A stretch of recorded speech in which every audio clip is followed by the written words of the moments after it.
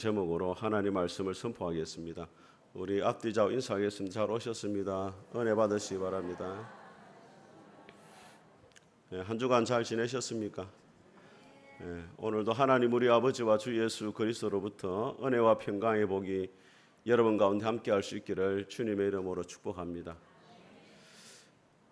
어느 날 한 아내가 자기 남편의 눈을 지그시 쳐다보면서 이렇게 말했습니다. 당신은 내 인생의 로또야, 이렇게 했어요. 그 남편이 감동을 받았어요. 그 아내가 말했습니다. 너무 안 맞아, 이렇게 했어요. 이 로또가 여러분 이 당첨될 확률이 얼마나 되냐면 로또의 번호가 1번부터 45번까지거든요. 그 6개의 번호를 맞아야 되는데 814만 분의 1이라고 합니다. 사람이 길을 가다가 벼락에 맞아 죽을 확률보다 더 낮다는 거예요. 거의 불가능한 일에 가깝습니다. 근데 로또에 당첨된 사람들이 인생 역전을 다 꿈꾸는데 인생이 역전되는 것이 아니고 오히려 패가망신하는 경우가 훨씬 많다는 것입니다. 로또뿐만 아니라 성공을 한 사람들의 그 이후의 삶을 쭉 추적해 보면은 성공 이후에 허무함에 빠지게 되어지고 불안한 마음을 가지게 된다는 거예요. 이 성공을 어떻게 관리해야 될 것이냐, 그런 마음을 가지게 되기 때문에 오히려 더 불행해지는 경우가 훨씬 많다는 것입니다. 오늘 본문의 말씀에 보게 되어지면은 아브라함이 전쟁 가운데 승리하고 큰 성공을 거두게 되어집니다. 그때 아브라함이 가장 중요한 순간에 선택의 중요한 기로에 놓이게 되어집니다. 아브라함이 왜 성공했느냐? 성공 이후에 하나님을 만났기 때문입니다. 오늘 본문의 말씀을 통해 가지고 아브라함이 만난 하나님이 어떤 하나님이고 우리가 성공 이후에 어떠한 믿음의 길을 걸어가야 되는지 하나님의 음성을 듣도록 하겠습니다. 첫 번째로 아브라함이 만난 하나님은 승리를 주신 하나님이십니다. 18절과 19절을 같이 한번 읽어보겠습니다. 시작. 살렘 왕 멜기세덱이 떡과 포도주를 가지고 나왔으니 그는 지극히 높으신 하나님의 제사장이었더라. 그가 아브라함에게 축복하 이르되 천지의 주제이시오 지극히 높으신 하나님이여 아브라함에게 복을 주옵소서. 아브라함의 전쟁 가운데 돌아왔을 때 살렘 왕 멜기세덱이 아브라함을 맞이하기 위해서 나오는데 뭘 가지고 나왔냐면 떡과 포도주를 가지고 나왔습니다. 아브라함이 내 연합군을 쳐부수고 돌아온 거리가 왕복해가지고 한 500km가 되어집니다. 서울까지 정도 거리가 되는 거죠. 얼마나 지쳤겠습니까? 그런데 멜기세덱이 떡과 포도주를 가지고 나와가지고 아브라함을 이제 위로하고 있는 거죠. 근데 히브리서에 보게 되어지면 우리가 금요일마다 지금 히브리서를 살펴보고 있잖아요. 이 멜기세덱이 누구냐? 예수님의 모형이다, 그렇게 이야기해요. 우리가 아브라함 같이 세상 가운데 영적 전쟁에 승리하고 돌아왔을 때 예수님께서 교회에서 우리를 기다리시고 떡과 포도주로 성찬을 베푸시고 하늘의 위로를 주시는 것을 하나의 모델로 보여주고 있는 인물이 바로 멜기세덱이라는 거예요. 이 멜기세덱이 아브라함을 만났을 때 이렇게 이야기합니다. 천지의 주제가 되시고 지극히 높으신 하나님이여 아브라함에게 복을 주옵소서. 하나님이 어떤 하나님이냐? 천지의 주제가 되신다. 이 주제가 되신다는 말은 천지를 만드신 분이고 천지의 주인이 되신다는 거예요. 지극히 높으신 하나님이란 말은 히브리어로 엘 엘리온입니다. 엘이라는 것은 하나님이고 엘리온이라는 것은 가장 높은 것을 이야기해요. 지극히 높으신 하나님이란 말은 하나님은 이방의 여러 신들과 같은 신들이 아니고 그 모든 신들보다 뛰어나신 하나님이다. 왜 지금 멜기세덱 이 말을 하고 있느냐? 아브라함, 네가 전쟁에 승리한 것은 네 능력과 지혜와 전략 때문이 아니고 천지의 주인 되시고 지극히 높으신 하나님이 너를 도와주셨기 때문에 가능하다는 것을 네가 잊어서는 안 된다. 그것을 이야기하고 있는 거예요. 성경을 보게 되어지면은 하나님의 사람들이 하나님을 만났을 때 하나님의 이름을 불러요. 여러분, 출애굽기에서 모세가 아말렉과의 전쟁에 승리하고 돌아왔을 때 그 하나님을 어떻게 이야기합니까? 여호와 니시의 하나님, 승리를 주신 하나님. 나의 인생의 가운데 승리를 주시고 해답이 되시는 분이 하나님이십니다. 따라합니다. 여호와 니시. 예.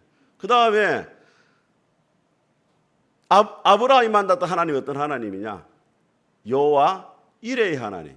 이레라는 말은 원래 본다는 말이에요. 멀리 보시고 우리가 볼 수 없는 것을 보시고 앞날을 위해 미리 준비해 주신 하나님, 여호와 일의 하나님이죠. 다윗이 만난 하나님은 어떤 하나님입니까?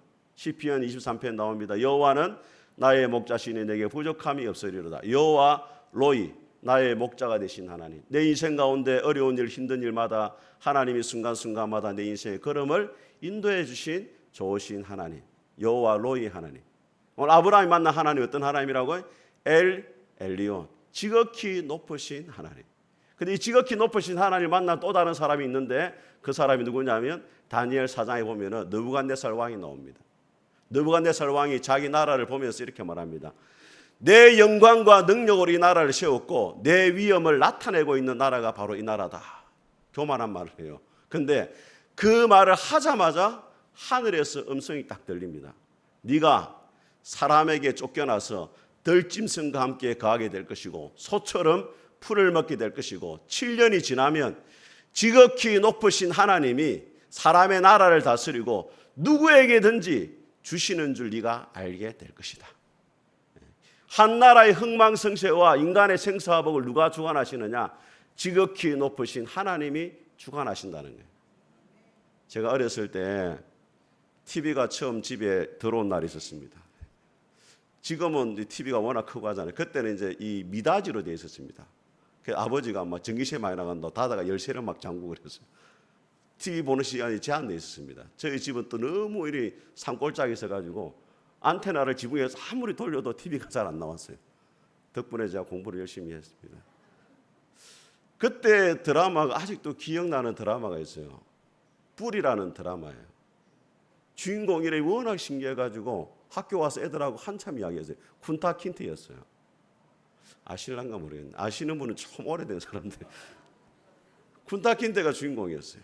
근데 알고 보니까 이 쿤타 킨테는 이 알렉스 헨리라는 사람이 자기 조상들의 권원을 추적하다가 찾아낸 사람이었어요. 할머니 이야기를 듣고 도서관에 자료를 수집해가지고 뿔이라는 소설을 만들었는데 이것이 대박이 났어요.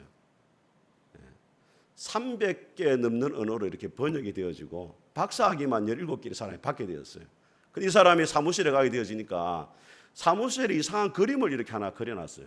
그게 뭐냐면 돌담이에 거북이가 올려져 있는 그림을 이렇게 다 그려놓은 거예요. 사람들이 물었습니다. 이 그림의 의미가 무엇입니까? 이렇게 물으니까 알렉스 헨리가 이렇게 말하는 거예요. 내가 한 번씩 내 작품을 볼 때마다 교만한 마음이 들 때가 있습니다. 그런데 거북이는 돌담이에 혼자 올라가지를 못했을 것입니다.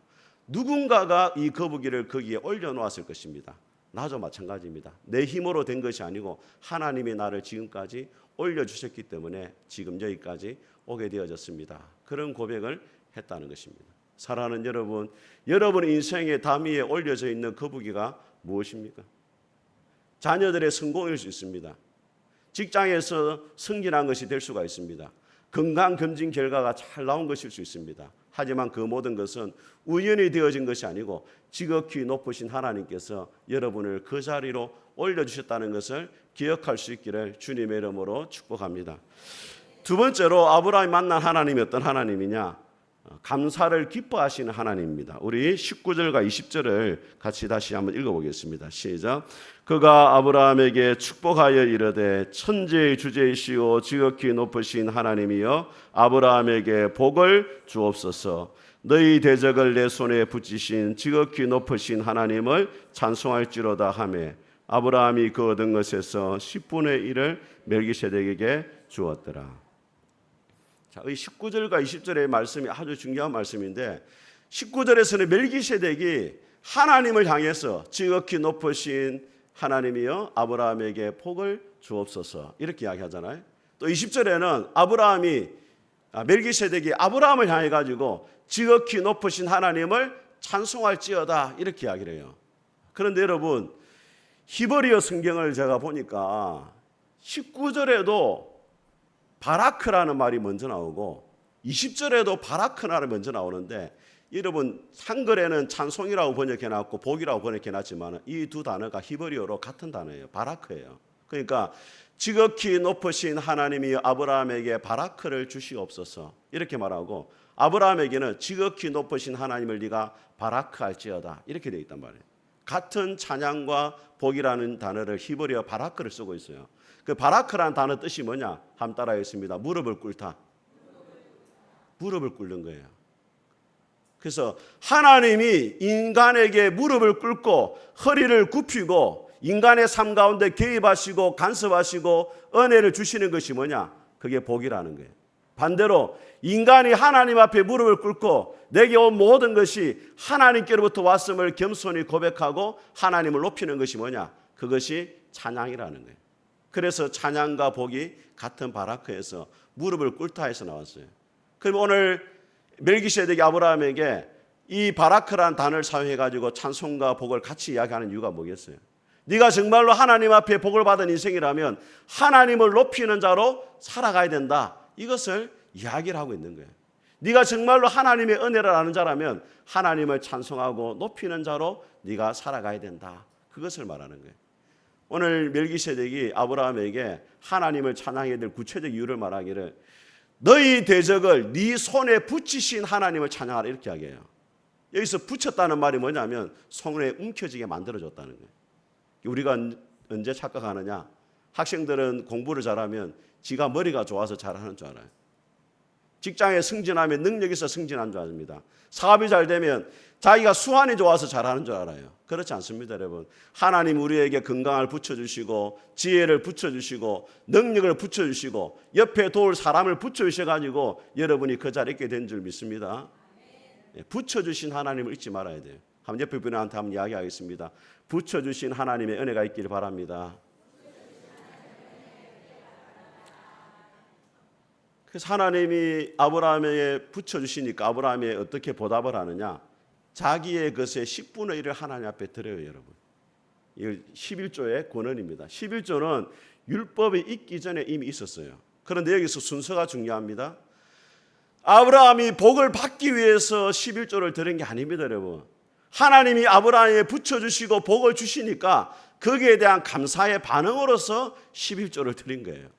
여러분이 하나님 앞에 헌신하는 것이 하나님의 복을 가져오기 위해서 헌신하는 것은 잘못된 겁니다. 우리가 하나님 앞에 헌금을 드리고 헌신하고 봉사하는 것은 하나님의 복을 가져오기 위해서가 아니고 이미 하나님께 구원의 은혜와 감사의 은혜를 받았기 때문에 거기에 대한 반응으로서 하나님 앞에 봉사를 하고 헌신을 하는 거예요. 그것 중에 하나가 이제 11조를 하나님 앞에 드리는 거죠. 오스카 와일드라는 이 뉴질랜드의 19세기 작가가 이런 이야기를 했습니다. 요즘 젊은 사람은 돈이 전부라고 생각한다. 더 나이 먹게 되면 돈이 전부라는 것을 뼈저리게 느끼게 된다. 참 공감이 되더라고요.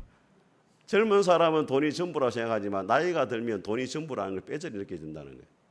그래서 목사들은 헌금 설교하는 것을 뼈저리게 어려워합니다. 왜냐하면 성도들이 너무 부담스러워하거든요. 벌써 얼굴이 안 좋아진 분들 몇 분 계시네요. 실제로 조사를 해봤어요. 한국이 개신교 실태 조사를 해보니까 목사가 헌금 설교를 하면 부담스러워한다는 사람이 교인 중 64%예요. 그러니까 할 수 있으면 하고 싶겠어요, 안 하고 싶겠어요? 말하기도 싫은 겁니다. 또 헌금 설교하면은 저 목사님도 돈 밝힌다 이렇게 이야기해요. 그런데 영국의 웨스트민스터 교회를 담임했던 R.T. 캔델 목사님은 이런 이야기를 했습니다. 목사가 11조에 대한 확신이 없든지 성도들이 부담을 가질 것을 염려하여 11조에 대한 설교를 하지 않는다면 결과적으로 그 교회와 성도들을 하나님의 약속과 축복을 받지 못하고 가난하게 만드는 것이다. 이것은 교인을 위한 것이 아니라 도리어 해를 주는 것이다. 그러므로 당장 교인들에게 듣기 싫어한다고 11조 설교를 안 하는 것은 병든 아이에게 약이 쓰다고 먹이지 않아서 죽이는 것과 같은 것이다. 여러분 11조를 드린 이유가 뭐냐면 아브라함이 자기의 가진 것의 10분의 1을 드렸잖아요. 그것은 10분의 1만 하나님의 것이다 이것이 아니고 나의 모든 것이 하나님의 것임을 대표하는 의미로 10개 중에 몇 개를 하나를 드리는 거예요. 구약에 보면은 첫 열매를 하나님께 드리잖아요. 첫 열매를 드리는 이유가 뭐냐? 나의 모든 수확이 하나님의 것임을 대표하는 의미로 10가지 중에 하나 첫 열매를 드리는 거예요. 그래서 나머지 10가지 중에 9개도 내 마음대로 쓰면 되느냐? 그렇지 않습니다, 여러분. 11조를 드린과 동시에 나머지 것도 하나님을 위해서 잘 사용하는 것이 성경적인 물질관이에요. 김동호 목사님이 깨끗한 부자라는 책에서 11조를 이렇게 비유했습니다. 여러분 공수 훈련하는 이 특전사들 보면은 비행기에서 뛰어내리기 전에 이제 모형 탑을 만들어 가지고 거기서 뭡니까 이게 하강 훈련을 한단 말이에요. 제가 군대를 정상적으로 못 나와가지고 용어가 잘 안 나옵니다. 하강 훈련을 한단 말이에요. 근데 그 하강 훈련의 높이가 몇 미터냐? 11m예요. 왜냐하면 인간이 가장 공포심을 느끼는 높이가 11m예요. 거기서 뛰어내리면 은바든지 비행기에서 뛰어내릴 수 있단 말이에요. 김동호 목사님 이렇게 말합니다. 11조는 인간이 느끼는 가장 공포스러운 숫자라는 거예요. 이 11조만 극복하면 인간이 욕심도 극복할 수 있고 돈에 대한 불안과 염려도 극복할 수 있기 때문에 하나님이 그것을 원하신다. 그렇게 이야기해요. 여러분 잠언 3장에 보니까 내 재물과 내 처음 익은 열매로 여호와를 공경하라. 그리하면 내 창고가 가득히 차고 내 젖털에 포도즙이 넘칠 것이다. 그렇게 이야기를 합니다. 사랑하는 성도 여러분, 여러분이 하나님 앞에 헌금을 드릴 때 적든지 많든지 이런 마음으로 드리시기 바랍니다. 하나님, 내가 이 헌금을 드리는 것은 하나님과 거래하는 것이 아니고 나의 모든 것이 하나님께로 왔음을 고백하는 의미로 내가 헌금을 하나님 앞에 드립니다. 이 고백이 여러분의 있기를 주의 이름으로 축복합니다. 세 번째로 아브라함은 홀로 영광 받기를 원하시는 하나님을 만나게 되어집니다. 우리 22절과 23절을 같이 한번 읽어보겠습니다. 시작. 아브라함이 소돔왕에게 이르되 천지의 주제이시오 지극히 높으신 하나님 여호와께 내가 손을 들어 맹세하노니 내 말이 내가 아브라함으로 치부하게 하였다 할까 하여 내게 속한 것은 실 한 오락이나 덜매끈 한 가닥도 내가 가지지 아니하리라. 자, 여러분 소돔왕이 아브라함이 전쟁 가운데 이기고 돌아오잖아요. 체면이 지금 말이 아니에요. 소돔 왕은 5 나라를 연합해 가지고 4 나라와 싸웠는데도 못 이겼어요. 그런데 아브라함은 자기 가족 318명만 데려갔는데 전쟁에 승리하고 돌아왔어요. 그러니까 체면이 안 서니까 뭐라 말하냐면 사람은 나에게 돌려주고 물건은 네가 가져가라. 이렇게 이제 제안을 한 거예요. 아브라함이 어떻게 반응하느냐? 여러분 맹세합니다. 맹세. 그냥 한 게 아니라 맹세하기를 네 것은 실 한 호락이도 덜매끈 신발끈 하나도 안 가져가겠다는 거예요. 이게 쉬운 일이겠습니까? 어려운 일이겠습니까? 쉬운 일이 아니에요, 여러분. 그 당시에 전쟁에 승리하면은 모든 걸 다 가져요. 금, 은, 동, 노예, 그 다음에 가축들 다 가져가는 거예요. 이긴 사람이. 사람도 가져가고.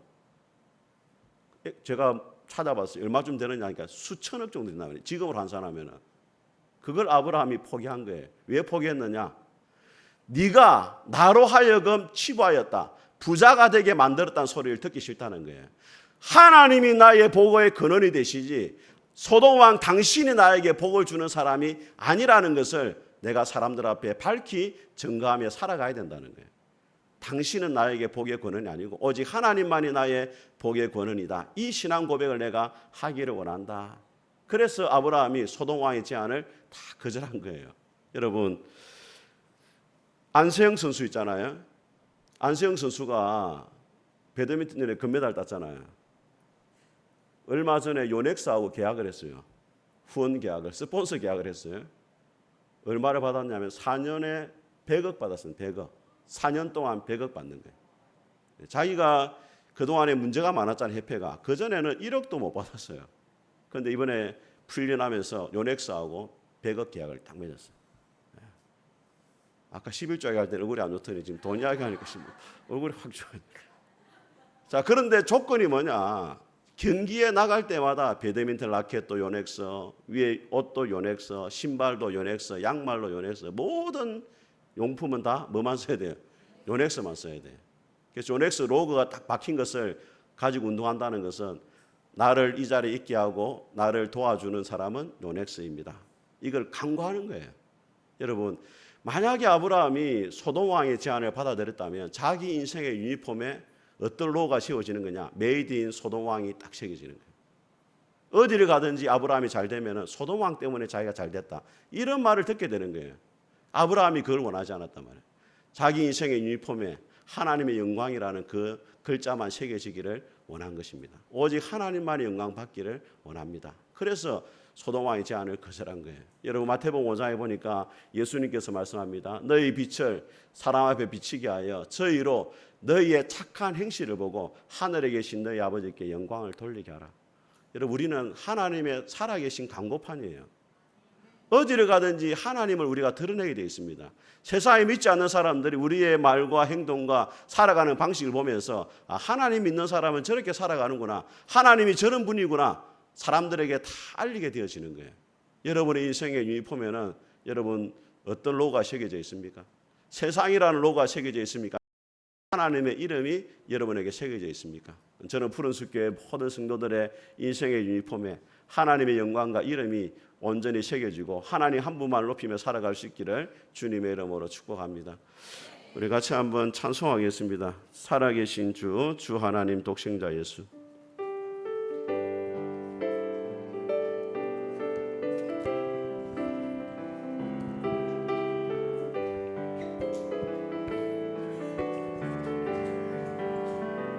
주 하나님 독생자 예수 날 위하여 오시었네. 내 모든 죄 용서하시고 죽음에서 부활하신 나 구세주 살아계신 주 나의 참된 소망 걱정 근심 전혀 없네. 사랑의 주 내 갈 길 인도하니 내 모든 삶의 기쁨 늘 충만하네. 주 안에서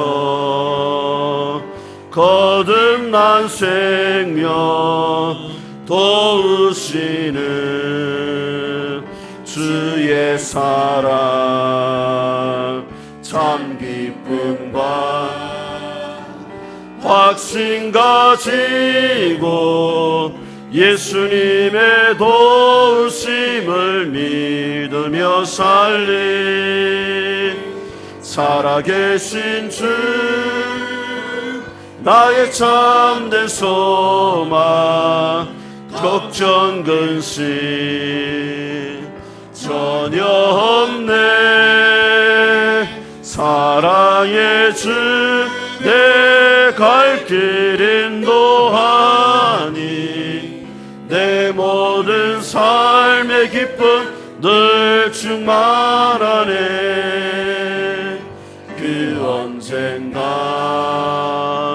주 뵐 때까지 주를 위해 싸우리라. 승리의 길 멀고 험해도 주님께서 나의 앞길 비켜주시니 살아계신 주 나의 참된 소망 걱정 근심 전혀 없네. 사랑의 주 내 갈 길 인도하니 내 모든 삶의 기쁨 늘 살아계신 주 나의 참된 소망 살아계신 주 나의 참된 소망 걱정 근심 전혀 없네. 사랑의 주 내 갈 길 인도하니 내 모든 삶의 기쁨 늘 충만하네.